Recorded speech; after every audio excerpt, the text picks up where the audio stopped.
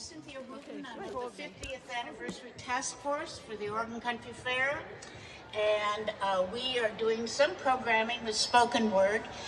Originally, we were going to have a forum here. We were going to have a forum here that included general managers and board members from days gone by, and they were going to talk about what the trigger points or the pivot points were during their time of active service that created change and transition for the fair. How did we get from there to here? And then I had been watching the news, and I don't know about all of you, but was really sickened and kept thinking that we needed to do something at the fair. We had to respond. We had to be alive. We had to say, we don't stand for this. We stand for justice and we stand for freedom. And coincidentally, my good friend Julie Hutchins, who's over there, she called and said, you know, we've got to do something at the fair. And I said, yeah, I know. And she said, well, let me have you call Katie Clinton and let's do this. So within a week, we put together an event and changed the old general managers, the old board members out of here. Let's be current, let's be relevant, and do this. Right now, I'd like to introduce Bob Nesbitt. Bob is a professor of Latin American Studies at North Arizona University. He's also a brilliant musician and has, incidentally, CDs available on the back table to buy. He is an independent voice and activist with and for refugees, working with NGOs all over the world. And he's here today to provide some music for us and introduce the theme of what we're going to be talking about. So, Bob Nesbitt. Thank you all so much. Happy birthday to the fair. Happy 50th anniversary to the Oregon Country Fair. Thank you to Cynthia Wooten for inviting me to participate in this panel. I'm not going to talk a lot because we're going to have a panel and people are going to talk. So as Cynthia mentioned, I am all things activism for borders, refugees, migrants, whatever you want to call them. They're human beings. And I thought I'd play a couple of songs to get us started here, kind of setting the context of this mess, this clusterfuck that we're in. So I'm going to start off with a song by Anais Mitchell called Why We Build the Wall, because you've probably heard, but there's this thing about the wall and stuff. This is an Anais Mitchell song.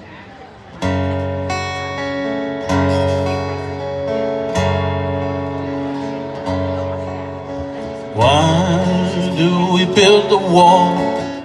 My children, why do we build the wall? Why do we build the wall? We build the wall to keep us free, that's why. We build the wall, we build the wall to keep us free. How's the wall keep us free? My children, how does the wall keep us free? How does the wall keep us free? The wall keeps out the enemy, and we build a wall to keep us free, that's why.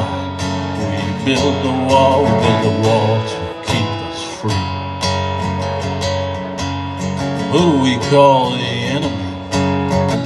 My children, who do we call the enemy? Who do we call the enemy? The enemy is poverty, and the wall keeps out the enemy, and we build a wall to keep us free, that's why. We build a wall, we build a wall to keep us free. Because we have and they have not. My children, because they want what we have got. Because we have and they have not, because they want what we have got. The enemy is poverty, and the wall keeps out the enemy, and we build a wall to keep us free. That's why we build the wall, we build the wall to keep us free. Harmonica solo here.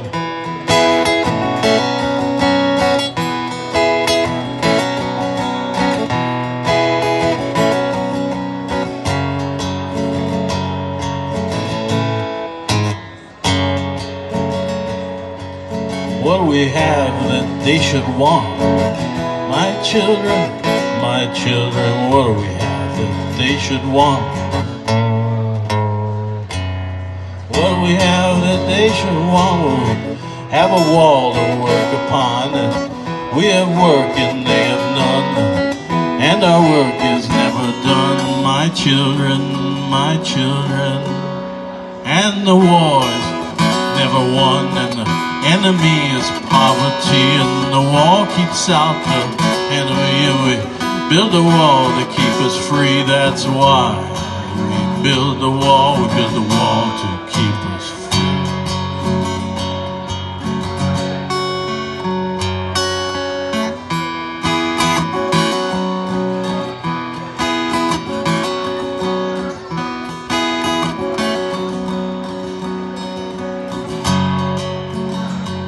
We need no wall to keep us free.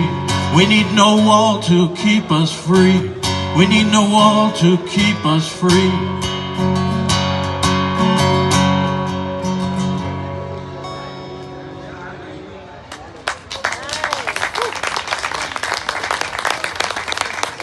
So my songs tend to be either really, really sad. A few of them are inspirational or humorous, and then some of them are really angry and cynical. And I'm going to jump in there right here with the angry and cynical. This is one of my more recent songs, and I really can't believe that I had to write this song. I mean, this song, if I heard this song, I would say, God, man, you're making this stuff up. It's so exaggerated. This is crazy. But the crazy thing is, everything in this song is actually reality. This is exactly what's happening in our country today. So this song is called Kinderjay. Look at all these kids sitting look at all these kids sitting in cages, long sad frowns across little brown faces. These are the kids we snatched from their moms. Look at all these kids sitting in cages, lots and lots, many different ages, babies and toddlers, adolescents who cross the line. From Honduras, Guatemala, some from Mexico and El Salvador. We stole you some kids from all over the place, Mr. Sessions. Look at all these kids sitting in tents just like summer camp without the events. No archery, no bows and arrows, no swimming, horseback riding, or hikes through the narrows, just tender age kids rolling and writhing and crying about how they miss mommy and poppy. Welcome kids to United States Kinder Jail. Listen to them cry, listen to them howl, listen to their little tummies growl. We'll send them to court, let them plead their case. Listen to them cry, listen to them howl, listen to their little tummies growl. We'll let them clean the toilets in the Kinder Jail. Better stop crying, it'll do no good to bawl. You're gonna be here, Pedro, till they fund the wall. We don't even know where your parents went, or Mayflower Detroit, where we sent them, so buck up, Buster. Welcome to Kinder Jail. Hey, Mr. Sessions. Hey, Mr. Miller. Hey, Miss Nielsen, your kidnapper in chief. How can you sleep with all these babies crying? You're in so deep, you ought to be begging for forgiveness from inside of a cell. Hey, Mr. Sessions. Hey, Mr. Miller, hey, Miss Nielsen, your kidnapper in chief. How can you sleep with all these babies crying? You're in so deep, you ought to be begging for forgiveness from the fires of hell.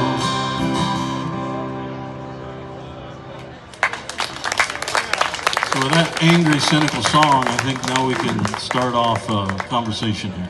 Thank you, Bob. Give it up for Bob. Some warm country fair love. B.O.B. We're talking about B.O.B. right here. Thanks very much. That was great. I hope to hear from you a little later. Right now, I'd like to introduce Katie Clinton, the person who was responsible for bringing together our speakers. I really hope you enjoy them. We're going to have some time for question and answers, and we really want to let you know what you can do locally, and I'm going to try and talk to you about what you can do on a broader basis, a national basis. Hi everybody, my name is Katie Clinton and I'm from Eugene, Oregon, over there. And I'm a local mom to 3. I homeschool my youngest 2. They're on that climbing thing right over there.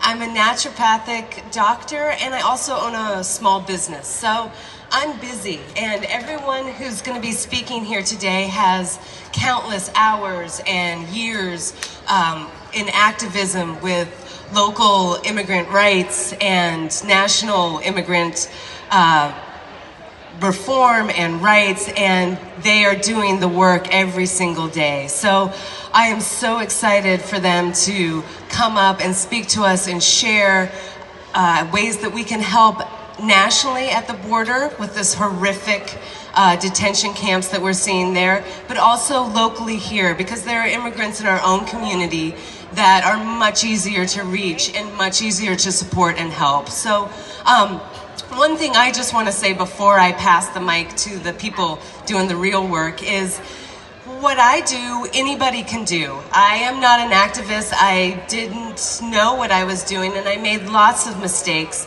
but it takes us all. I have a voice, you have a voice, and collectively we have a voice, and there's room for all of us. And we need all of us. So I'm really excited for the speakers to come up and give some direct action that we can take. Is anybody here on Facebook? Woohoo! All right. So on Facebook, when you guys get home, or get back to service, yeah, service is a little tricky, but if you can do it right here, whenever you get to service, go on Facebook and in the search bar, Families Belong Together / Immigrant Justice Eugene. That's a group.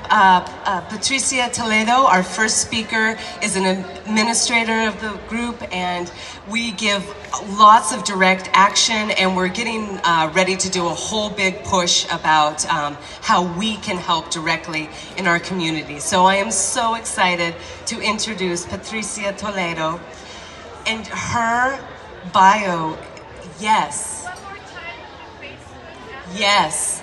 And please forgive me because you're going to hear it a lot today. Families Belong Together / Immigrant Justice Eugene, Oregon. So what we're doing right now is we are joining with over 700 different locations across the country in a Lights for Liberty visual and rally to call attention to what's happening with our immigrants at the border and across the nation here in our own community. So if you're here because of that Facebook event, you can also go on there and access the group. But it's Families Belong Together, Immigrant Justice Now.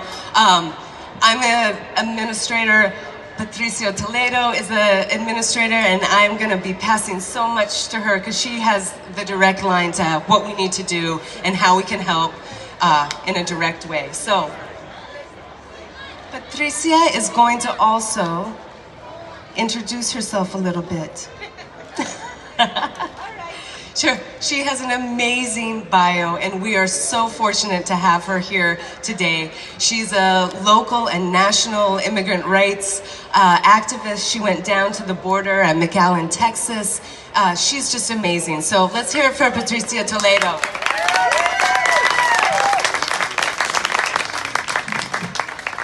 Well, I wish I can sing for you, but only with some tequilas. And thank you for being here.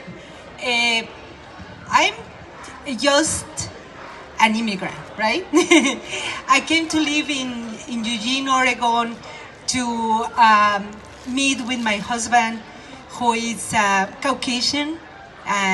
We met in Mexico City. And after 3 years and a half of courtship, coming and going, I decided to reunite with him because we got married even before I came to live here. And I couldn't have choose a best place to live. You know, it's very hard to leave behind our country, our way of living, and our activists in Mexico even. My family, it still hurts a lot not to be with them, but I found my purpose here, and it was magic. It was, I didn't really know why I should follow this guy, and then, you know, like life gives you the whys. So I have prepared a speech, and I want to read it to you. I'm going to read it in Spanish and in English. I don't know if you speak Spanish, but I prepared this for a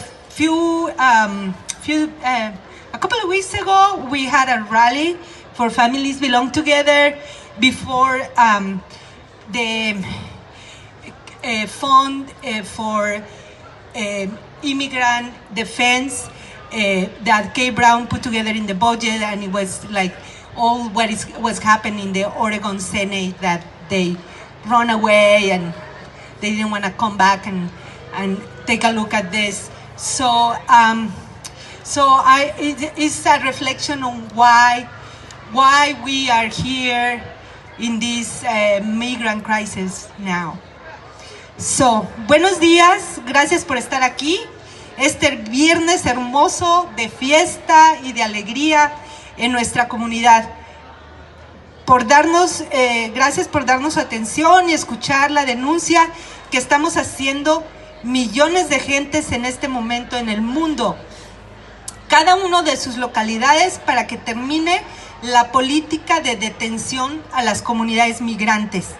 En los Estados Unidos, la industria de las cárceles migratorias, que actualmente opera con financiamientos de bancos privados y que se encuentran en el mercado de acciones, crecen por la crisis migratoria que estamos viviendo. Exigimos a nuestros oficiales electos que en cualquier rincón de nuestro gran país, los Estados Unidos, defiendan y no permitan la encarcelación de los refugiados políticos y la separación de las familias migrantes. Good day, thank you for being here on this beautiful morning of great celebration and joy at the 50th anniversary of the Country Fair. We are here to demand to the governments of the first world to stop detention policies of asylum seekers. In the United States, the detention centers for immigrants are run by private industries who get financial investment from private banks. We need to stop the mass incarceration of immigrants. We need to stop the profitable business that promotes it. The question is, who benefits from this? We are here to demand our elected officials defend immigrant families and do not allow the separation of children from their families. Para entender la crisis migratoria no hay que estudiar mucho. Más que nada hay que aceptar la responsabilidad.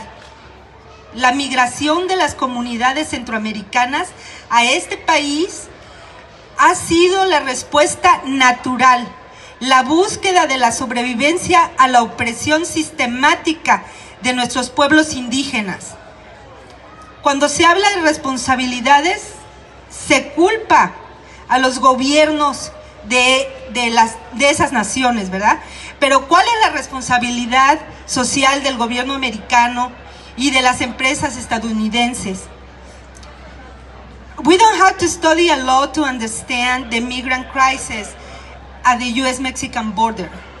It is about accepting responsibility. The migration of Central American communities to the US is a natural response.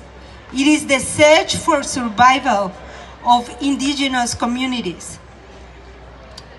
They are running away from the economic and political systems of oppression. When we talk about responsibilities, the public opinion blames corrupted local governments.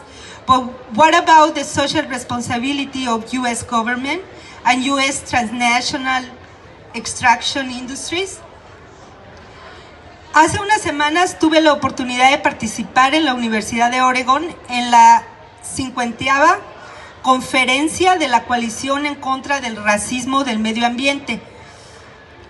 Les ayudé con la interpretación de una mujer indígena de la etnia moxteña, María Cruz Semu Molle, que vive en el Tipnis del Amazonas en Bolivia.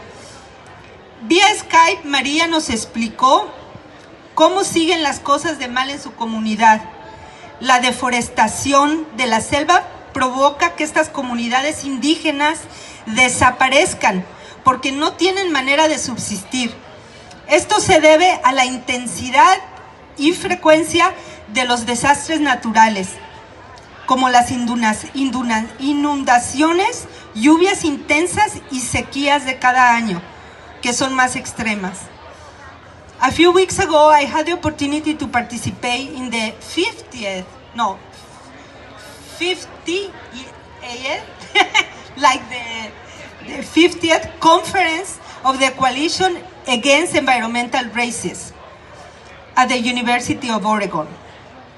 I helped with the interpretation for an indigenous woman from an ethnic group called Moxteños in a natural resource reserve called Tipnis.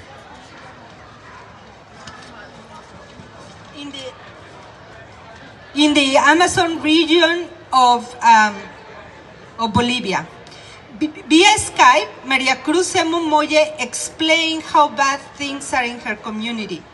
Deforestation caused by the extraction industry and combined with climate change has provoked natural disasters such as floods and drought that have killed the flora and fauna. Estas comunidades indígenas son las que se ven obligadas a inmigrar a las ciudades y terminan viviendo hacinados en la extrema miseria, aceptando cualquier posibilidad de trabajo que los condena a una vida de esclavos para sacar el pan de todos los días, sin aspiraciones de una vida diferente para sus hijos.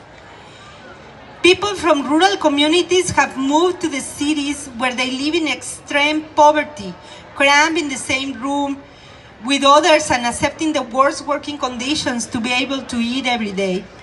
These living conditions have no security, no medical services, no education for children, or any hope for a better future. Esta es la historia de nuestra Latinoamérica. Por décadas los asilados políticos han caminado hacia el norte y que por la tecnología ahora tenemos que las familias y los amigos les ofrecen a estas personas una esperanza de una vida mejor en los Estados Unidos. This is the story of Latin America. For decades, asylum seekers have walked to the north.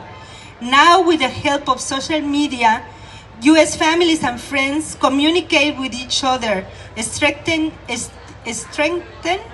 their ties and have a hope of a better future.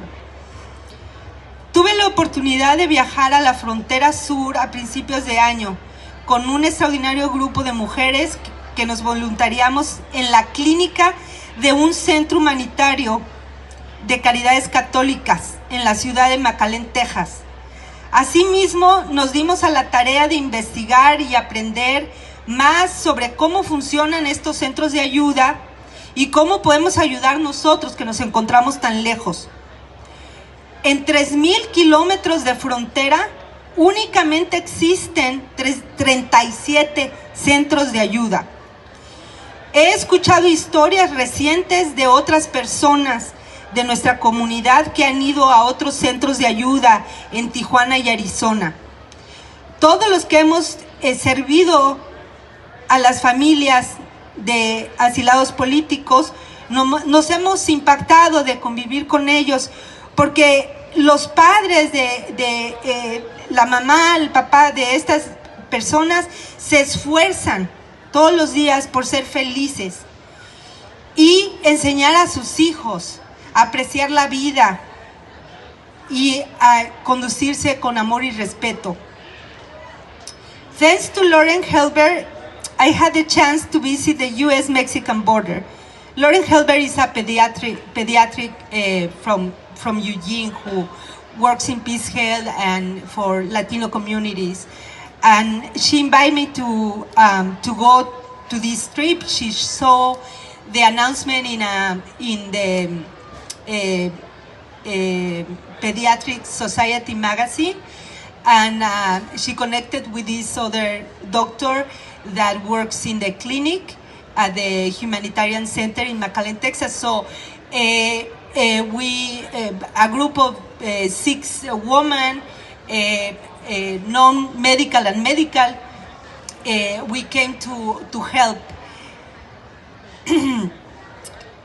So we volunteered at the clinic of a humanitarian center of the Catholic Charities in McAllen, Texas.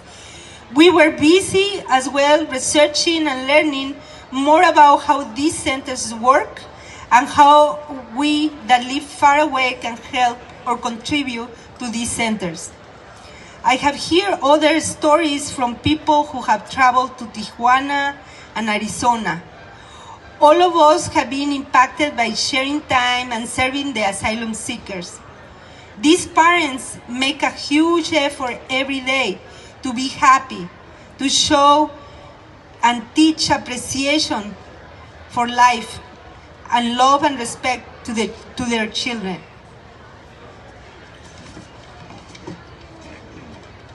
La fe, la fuerza interior, la paz interior son por lo que estas familias logran llegar a su destino, enfrentando todos los peligros que atraviesan. Esta fe y fuerza interior es el mejor regalo que tienen estas familias para nosotros. Son el tesoro más grande que pueden traernos a nuestra comunidad de Eugene o a cualquier comunidad en Oregon. Faith and their inner peace and strength to make things better. It is what makes them succeed in this journey. These families are facing all kinds of dangers. This faith and strength is the great gift and treasure that they bring to our communities in Eugene or any place in Oregon. Thank you.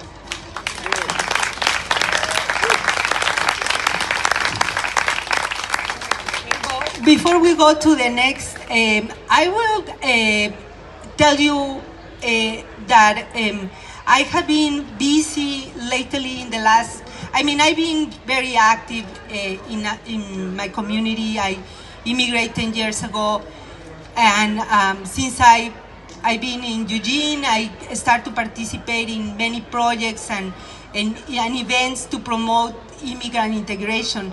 I have been handling some cards.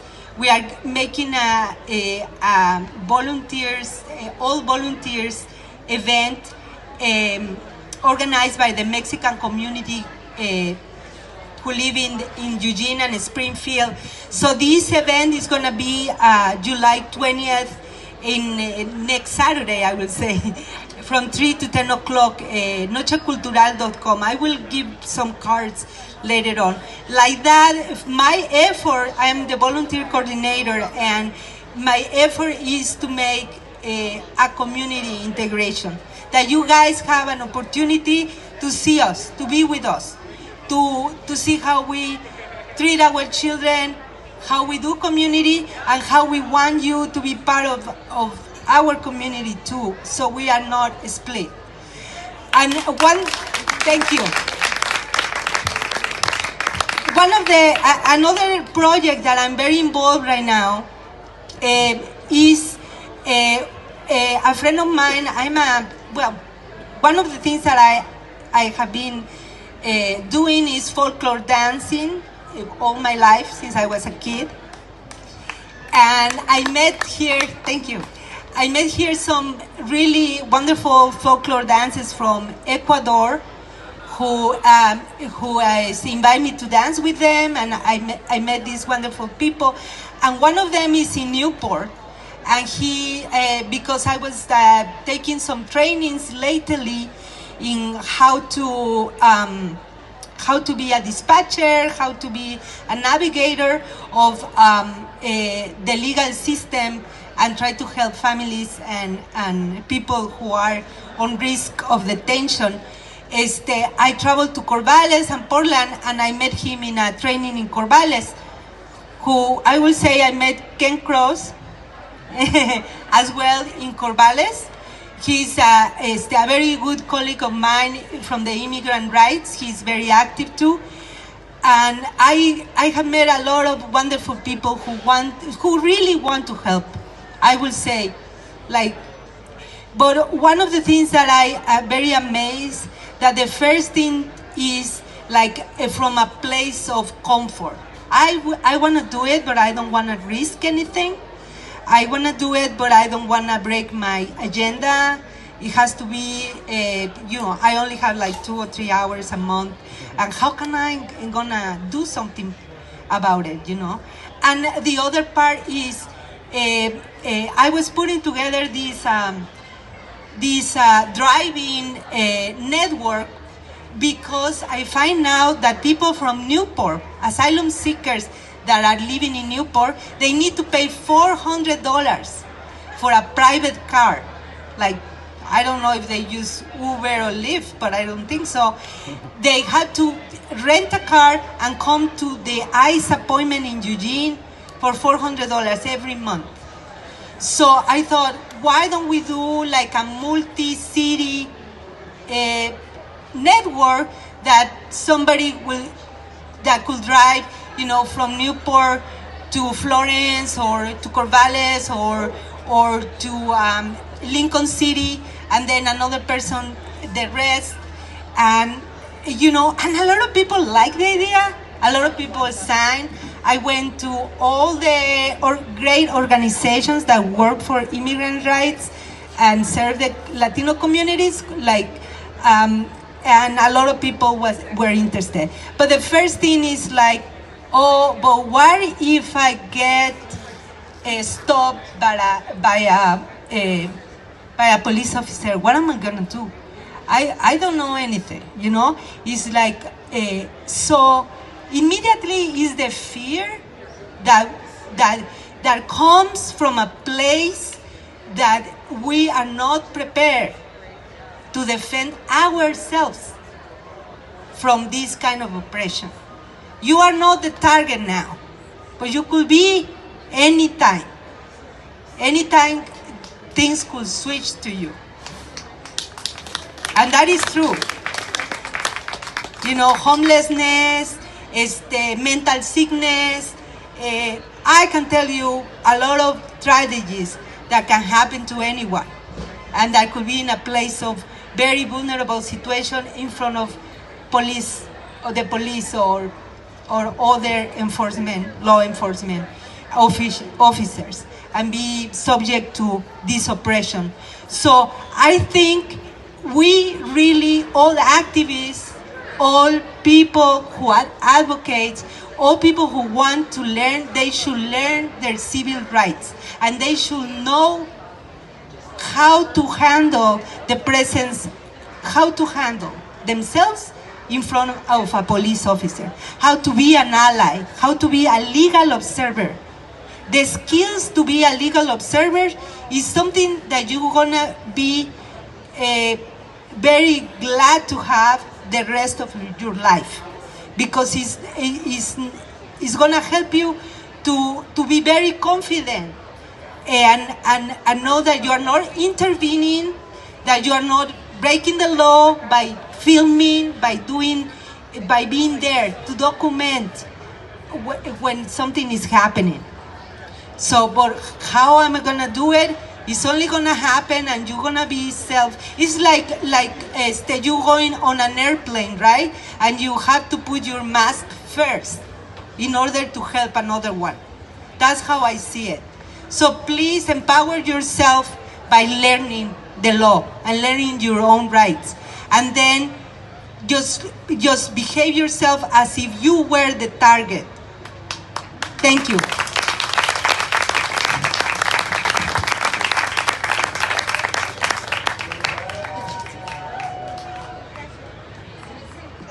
Thank you so much, Patricia. Thank you so much. Let's give her another thank you.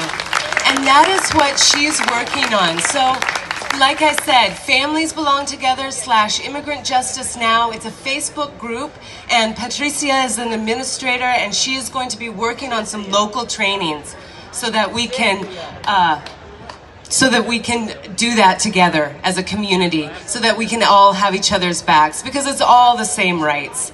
Our rights, our immigrant rights, and we need to stand up for everyone's rights. So, with that, I'd like to thank Patricia and introduce Todd Schneider from the Oregon Community Asylum Network here in Eugene. And just like Patricia was saying, last Saturday we did a big rally down at the court, 2 Saturdays ago.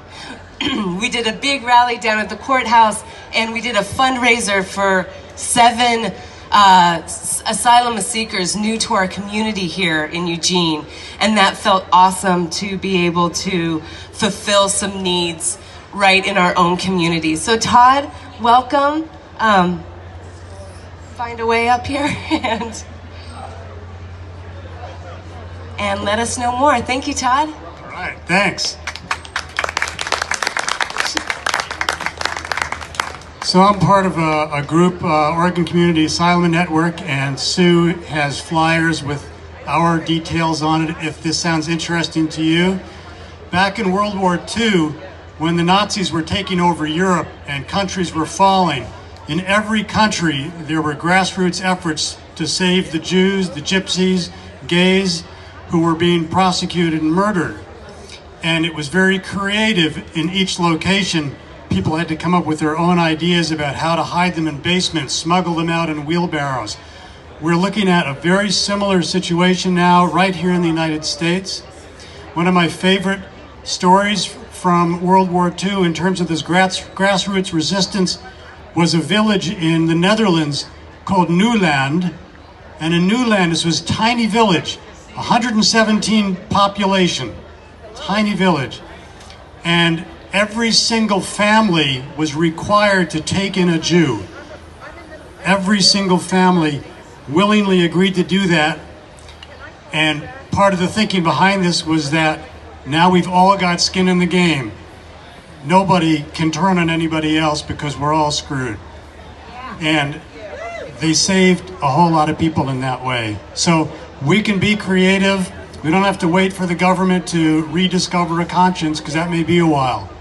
And in the meantime, what we're doing, my group, OCAN, which is on the orange flyers, is we're taking in refugees. We're taking in people who have either talked their way over the border or jumped the fence and turned themselves in, or are languishing in ICE prisons. And we get the contact information and we find sponsors for them. Since May of this year, so that's only about 10 weeks now, we have rescued 10 people right here in Eugene. They're living with families here in Eugene, and we're doing everything we can to help them, getting them into English classes and surviving. And every single one of them has a dramatic story to tell.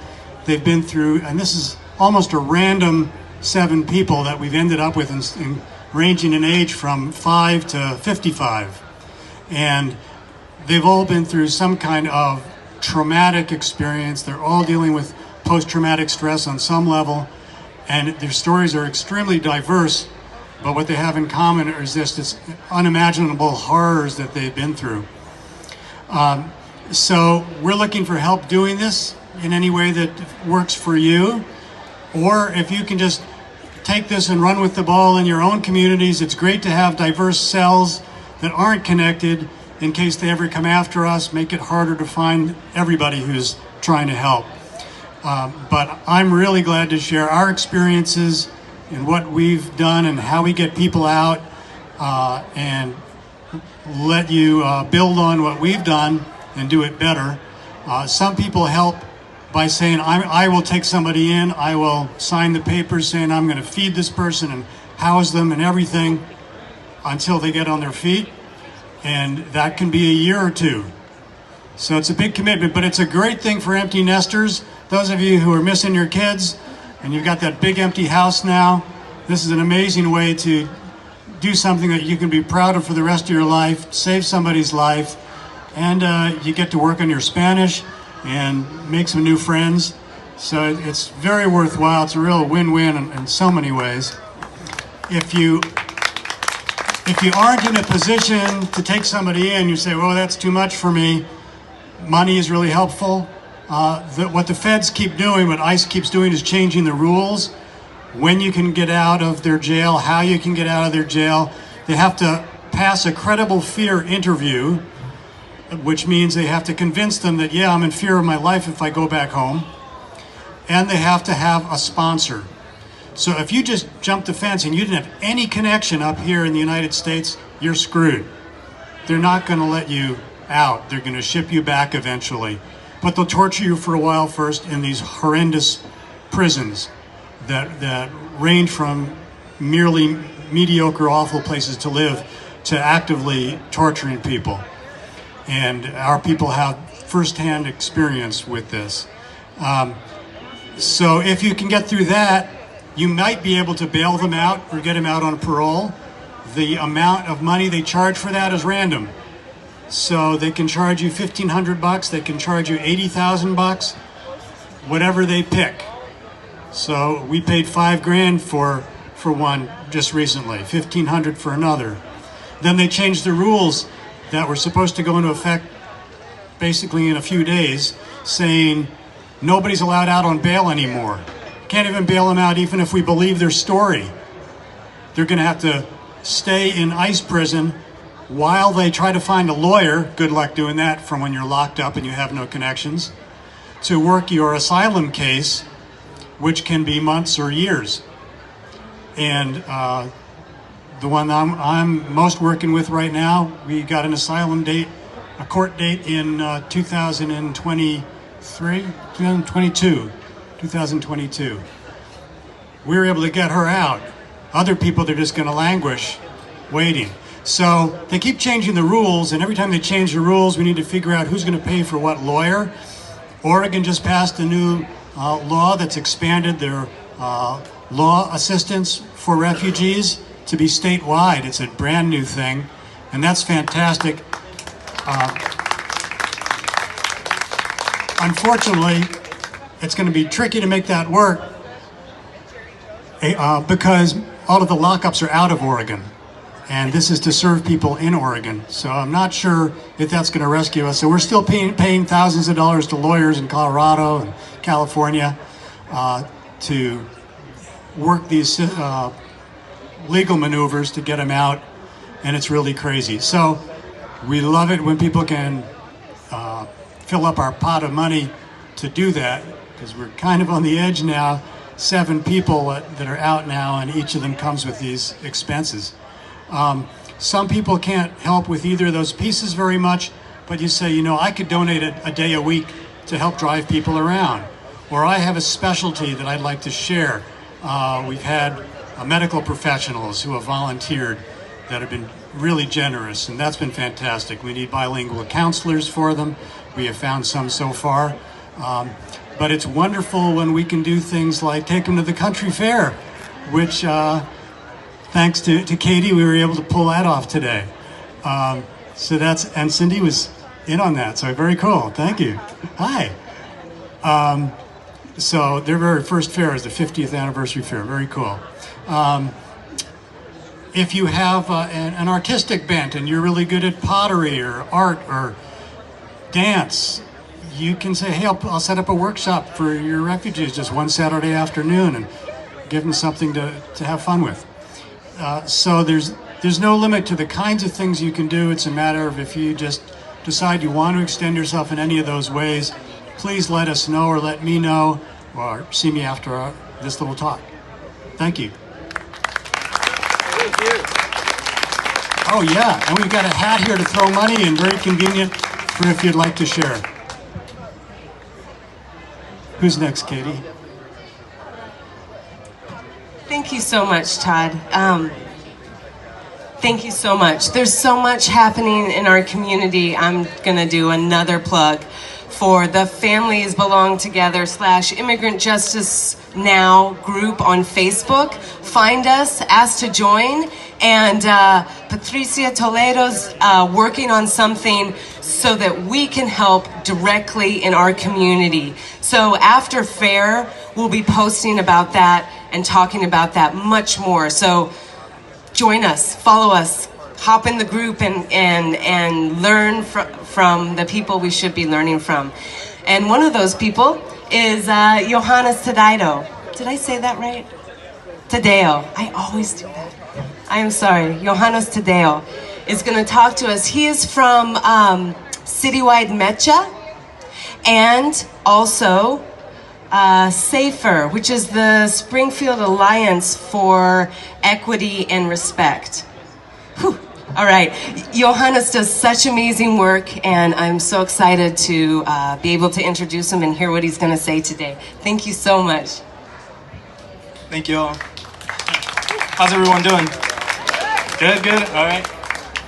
I'm a little shy, I haven't done this in a while, so.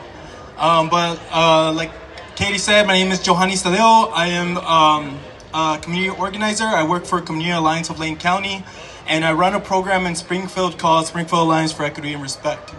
I also created a student-run, student-led immigrant youth organization called Citywide Mecha. We have amazing students who are from, I believe, 6th grade all the way to, I believe, freshman year of college, being able to teach them and how to maneuver the system to the K-12 system, being a student of color, and especially if there are students who are immigrants. And yeah, so like I said, my name is Johannes. I am a product of immigrants. I have lived here in Springfield and Lane County for almost 22 years. I've gone to the K-12 system there, I've grown up there, and throughout my time there, faced a lot of disparities. If some of y'all were around in 97, y'all would be, then y'all know about the ICE raids that happened in Springfield.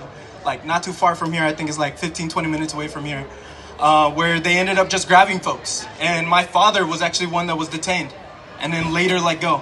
And the reason why he was detained was because he only spoke Spanish. And somebody called and cops came and they took him. And what does that leave for the kids that ended up watching that? That's trauma. Being traumatized. The whole community, I ended up being traumatized. So as you know, you've been hearing on Facebook about ICE being viewed here, whether at the store or whatever, whether they're rumors or if they're true, then that's where we really, really need our allies. We need our people where, who kind of like Patricia was talking about, you know, that can be able to step up. Oh, can't see that. Okay.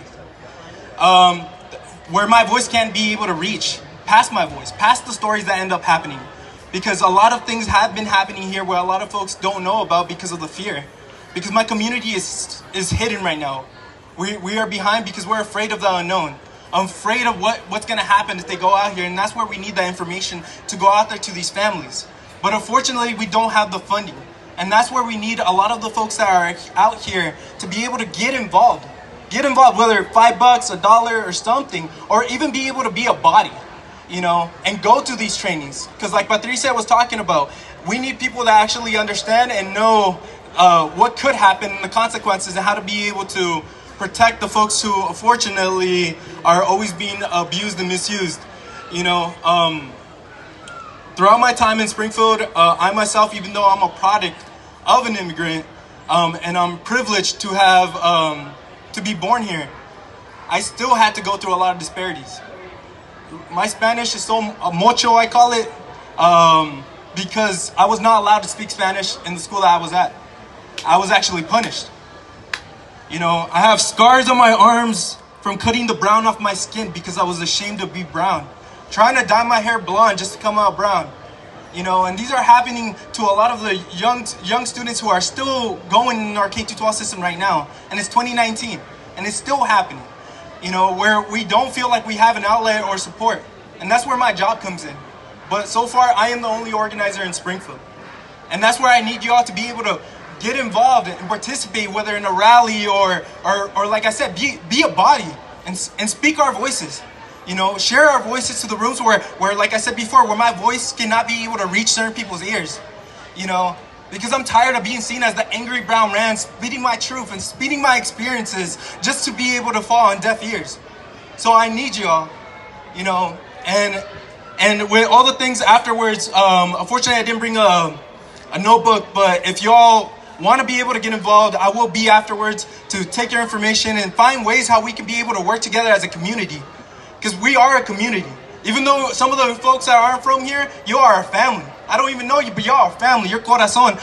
Making the time to be able to be here and listen for the stories that are happening all over the U.S. right now.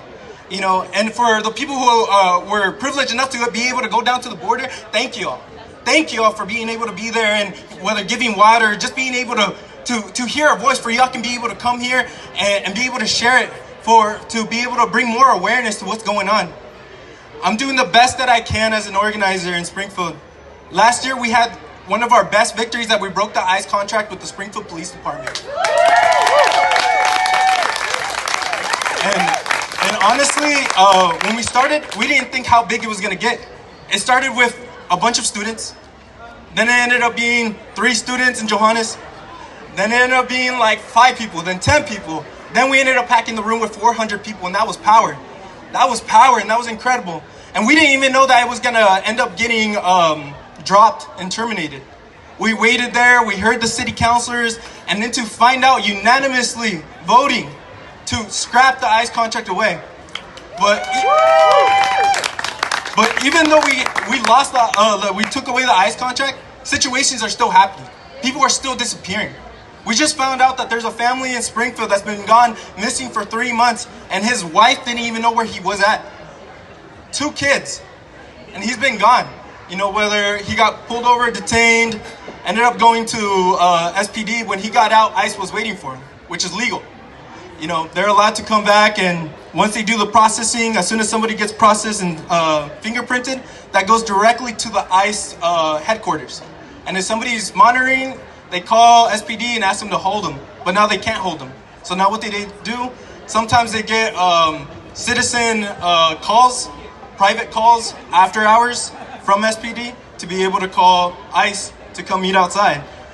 And those are, you know, and those are unfortunate because those are the people that we can't go there and say because we never know what's going on.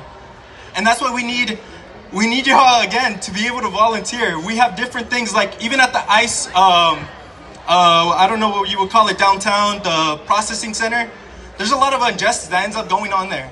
I ended up accompanying 2 people, and unfortunately the way that they talk to them, even though some of the ICE officers know Spanish, they choose not to speak it. And they act like they don't know, like, oh, I can't understand you. And I witnessed that firsthand. And it was unfortunate. And when they were, one of the folks we were helping out had an ankle bracelet. Part of their condition and things like that, to be able to know that they're not escaping the country or going somewhere where they don't need to go. And it was faulty. And they asked them to fix it, and they straight up, they told them, no, sorry, if that's how we gave it to you, that's how you're gonna have it. And if it goes wrong or anything like that, then they're a risk for deportation.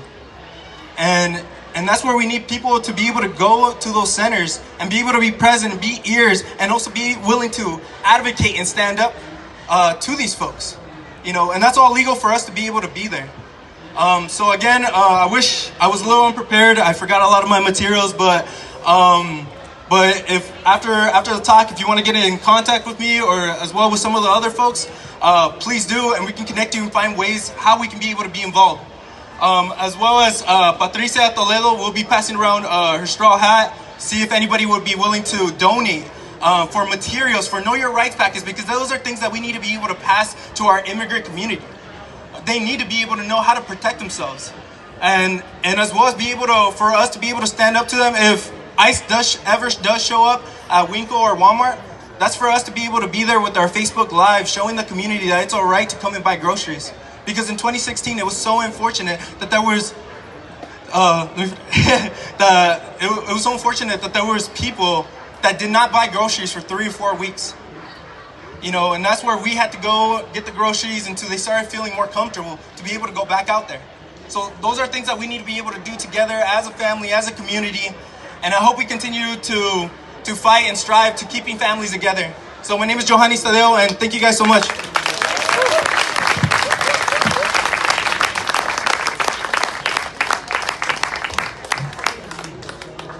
Thank you so much, you guys. And again, please follow us at the Families Belong Together Immigrant Justice Now. Cynthia Wooten has some words for us as well. Cynthia, thank you. I was incredibly moved by these local speakers, their dedication, the successes they're having, and the obvious need for more help locally.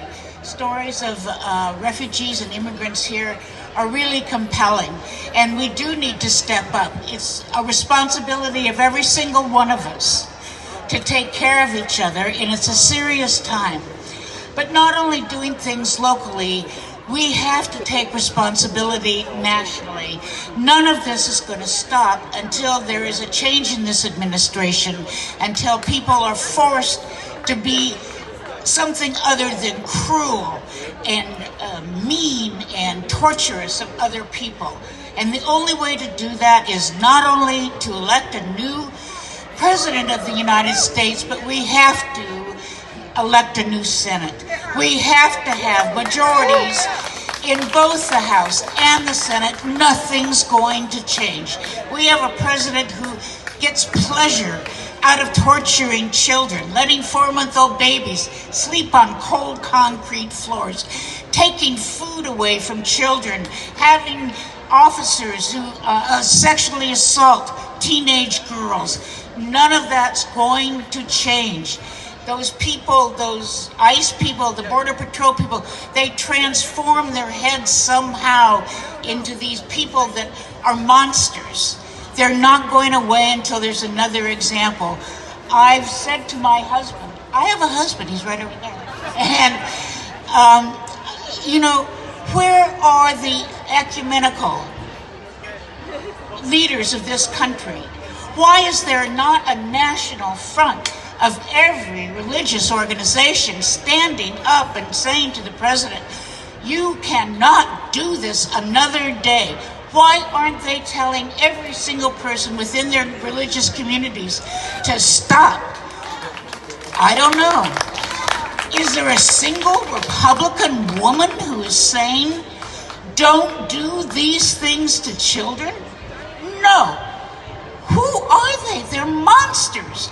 They have got to go, and we have an obligation to do it ourselves. That might mean working with organizations, if it's nothing but phone calling out of this state to get other people elected to replace these who are maintaining the status quo of death, then that's what we have to do. But in addition to supporting all of these people who are doing wonderful things, it almost makes me cry. We have got to get rid of them. They are killing us. They're killing the environment. They have got to go, and there's nothing more serious in our time than that right now. Thank you.